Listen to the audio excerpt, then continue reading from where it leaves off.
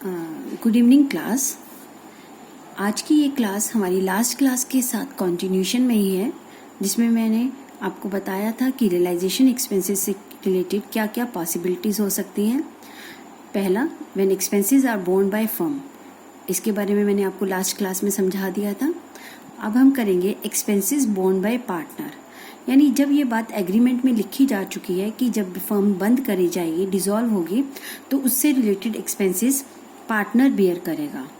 ठीक है, अगर कोई पार्टनर बियर करेगा तो पे भी पार्टनर को करने हैं, लेकिन कभी कभी पार्टनर के पास पैसा नहीं हो तो फर्म भी तो पार्टनर के बिहाफ पर पे कर सकती है ना।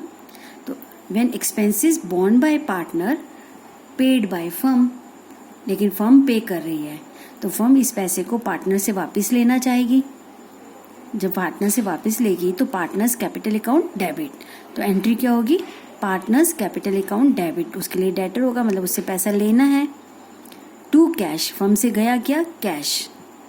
ये वो केस है पार्टनर्स कैपिटल अकाउंट डेबिट जब खर्चे किसने बियर करने हैं? पार्टनर ने, और पार्टनर ने उठाना था खर्चा लेकिन फर्म ने पे किया, तो फर्म उस पैसे को पार्टनर से वापस लेने के लिए partners capital account debit to cash या बैंक। दूसरा ऑप्शन क्या है? खर्चा बियर किसने करना है? पार्टनर ने, राइट, लेकिन पे भी कौन कर रहा है? पार्टनर। जब पार्टनर ने ही खर्चा उठाना है और पार्टनर ने ही पे करा, तो बुक्स में, फर्म की बुक्स में क्या? नो एंट्री, तो कोई एंट्री नहीं होगी फर्म्स की बुक्स में, क्योंकि फर्म की बुक्स में तो फर्म से रिलेटेड ट्रांजैक्शंस की ही एंट्री होती है ना, नो एंट्री। ठीक है, तो इस तरह से ये हमारे केसेस हैं जब खर्चा फर्म बियर करे या पार्टनर बियर करे। और कभी कभी ऐसा होता है कि खर्चा पार्टनर ने बियर करना है, सारे खर्चे पार्टनर बियर करेगा, और इस काम के लिए कि पार्टनर सारा काम कर रहा है, खर्चा भी वही उठाएगा, इस काम के लिए फर्म पार्टनर को रेम्यूनरेशन दे सकती है, ये बात एग्रीमेंट में लिखी होगी। और अगर इस काम के लिए फर्म जो है पार्टनर को कोई रेम्यूनरेशन देती है, तो उसके लिए मैंने आपको एंट्री बताई थी लास्ट में। वो एंट्री क्या बताई थी आपको बेटा मैंने? Realisation account debit to partners capital account. ये जब पार्टनर्स को, किसी भी पार्टनर को उसके द्वारा एक्स्ट्रा काम किए जाने पर, फर्म के डिसॉल्व से रिलेटेड काम किए जाने पर फर्म पार्टनर को कोई पेमेंट करती है, रेम्यूनरेशन देती है, तो उसके लिए यही एंट्री होगी आपकी। ठीक है क्लास, अब एक बार हम सारा थोड़ा सा रिवाइज करते हैं कि हमें करना क्या है डिसोल्यूशन ऑफ फर्म चैप्टर के अंदर, राइट। तो सबसे पहले हमें बैलेंस शीट को देखते हुए क्या करना होता है? सारी transfer all tangible and intangible assets को ट्रांसफर करना, और कुछ हमारी करंट एसेट्स भी हैं जैसे डेटर्स और बीआर, करंट एसेट्स को भी ट्रांसफर करना है हमें। ठीक है, फिर ट्रांसफर ऑल आउटसाइड लायबिलिटीज जितनी है उनको ट्रांसफर करना। ठीक है, देन जब ये आपने ट्रांसफर कर दी, ये भी आपने ट्रांसफर कर दी, तो थर्ड स्टेप क्या है? रियलाइज ऑल ट्रांसफर्ड एसेट्स, जो आपने ये सारी एसेट्स ट्रांसफर करी हैं उन्हें वन बाय वन रियलाइज करना। सेटल्ड ऑल ट्रांसफर्ड लायबिलिटीज, जितनी लायबिलिटीज आपने ट्रांसफर करी थी उनको पे करना, सेटल करना। ठीक है, इसके साथ अगर कोई कॉन्टीजेंट एसेट या लायबिलिटी आती है उसको भी रियलाइज करना और पे करना। इन सब कामों के लिए एक्सपेंसेस होते हैं, तो एक्सपेंसेस की एंट्री करें। एक्सपेंसेस की एंट्री करना मैंने अभी सिखाया है, बहुत सारे ऑप्शन है, पॉसिबिलिटीज हैं, जैसा क्वेश्चन में कहेगा हम वैसी एंट्री करेंगे। ठीक है, जब ये सारा काम कर दिया जाता है तो रियलाइजेशन अकाउंट को क्लोज किया जाता है, फॉर क्लोजिंग रियलाइजेशन अकाउंट। ये सारा करने के बाद या तो क्रेडिट साइड का टोटल ज़्यादा हुआ तो प्रॉफिट हो गया, डेबिट का टोटल ज़्यादा हुआ तो लॉस। ठीक है, अगर लॉस या गेन कुछ भी होता है, all loss at last gain या loss transfer to partners capital account. तो लास्ट में हमें चाहे प्रॉफिट हो या लॉस हो, उसे पार्टनर्स के कैपिटल अकाउंट में ट्रांसफर करना होता है।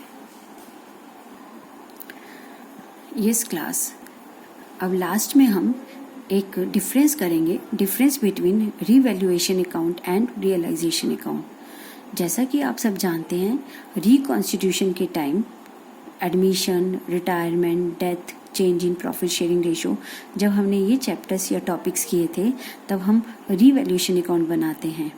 लेकिन रियलाइजेशन अकाउंट हम कब बनाते हैं? जब फर्म बंद होती है, डिसॉल्व होती है, eight the time of dissolution of the firm. अब इन दोनों में क्या डिफरेंस है? एग्जाम में 1 मार्क क्वेश्चन में आ सकता है। पहला है मीनिंग। जो रिवैल्यूएशन है, it records the effect of revaluation of assets and reassessment of liabilities, यानी हम सिर्फ उसका वैल्यू लगाते हैं, कितनी वैल्यू है मार्केट के अंदर, और लायबिलिटीज का भी निकाला जाता है, असेस किया जाता है वैल्यू। बट रियलाइजेशन के अंदर it records the realisation of assets, कि हमारी जो एसेट्स है उसको कितने में रियलाइज किया, एंड सेटलमेंट ऑफ लायबिलिटीज, और लायबिलिटीज को कितने में सेटल किया गया, इसको बताया जाता है। नेक्स्ट आता है ऑब्जेक्टिव। रिवैल्यूएशन अकाउंट बनाने का क्या ऑब्जेक्टिव है? It is prepared to make necessary adjustment in the value of assets and amount of liabilities, कि जब भी फर्म में कुछ बदलाव आ रहा है तो उस बदलाव को लाने से पहले इन वैल्यूज में जो भी चेंज आया है उसकी एडजस्टमेंट करना। इसके लिए इसका ऑब्जेक्टिव क्या है? It is prepared to determine net gain या loss on realisation of assets and settlement of liabilities, कि जब अब फर्म बंद हो रही है तो एसेट्स और लायबिलिटीज को सेटल करने में फायदा या नुकसान जो भी हुआ है उसको बताना। ये एक एडजस्टिंग एंट्री करता है, ये एक्चुअल में जो प्रॉफिट और लॉस हुआ है उसको बताता है। टाइम तो आप जानते हैं, it is prepared at the time of admission, retirement, death, even change in profit sharing ratio. ठीक है, इट इज प्रिपेयर्ड, और डिसोल्यूशन कब बनाया जाता है? Realisation account at the time of dissolution of the firm. Next है आपका contents. Revaluation account में, in this account only change in assets and liabilities are recorded. इसमें सिर्फ बदलाव को दिखाया जाता है, इंक्रीज हुआ तो कितने से, डिक्रीज हुआ तो कितने से। In this account all assets and liabilities are recorded, कि वो टोटल कितने की बेची गई और कितने की लायबिलिटीज की पेमेंट की गई, वो सारा बताता है आपका realisation account. Effect of entries on account relating to assets and liabilities, क्या इफेक्ट पड़ता है एसेट्स और लायबिलिटीज पर, रिवैल्यूएशन अकाउंट का और रियलाइजेशन अकाउंट का। पहले हम पढ़ते हैं revaluation. As a result of entries passed in this account, the accounts of assets and liabilities revalued are not closed. कहता है कि रिकॉन्स्टिट्यूशन के टाइम हम एसेट्स की वैल्यू लगाते हैं और नई बैलेंस शीट में उसको रिवैल्यूड वैल्यू पे दिखाते हैं। अगर सपोज 1 लाख की मशीन थी, उसकी वैल्यू 5,000 से बढ़ गई, तो नई फर्म में हम 1,05,000 की जो वैल्यू है वो दिखाते हैं, रिवैल्यूड प्राइस दिखाते हैं, ना कि हम उसको क्लोज करते हैं एसेट को। बट इस केस में क्या है? इस केस में तो हमें सारी एसेट्स को क्या करना है? क्लोज करना है। As a result of entries passed in this account, the accounts of assets and liabilities are closed.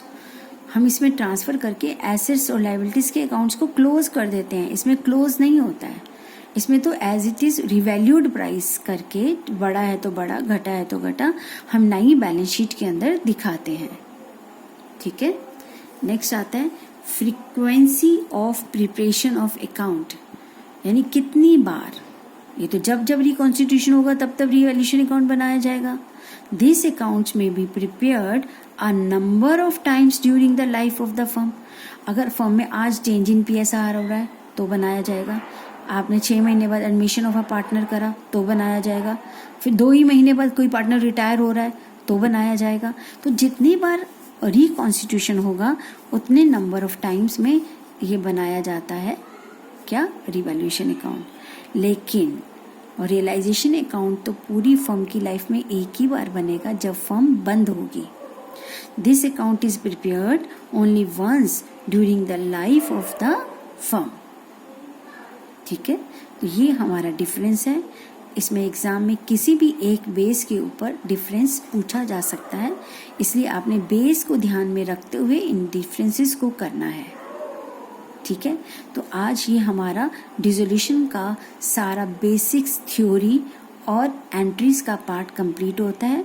Next class से हम इसका इलिस्ट्रेशन 1 से न्यूमेरिकल पार्ट स्टार्ट करेंगे, राइट। लेकिन मेरा आप सब लोगों से ये सजेशन है कि आप पहले इसका 2-2 बार सारी वीडियोस देख लीजिए, यूट्यूब वीडियोस, ताकि आपको इसके बेसिक्स अच्छे से क्लियर हो जाएं।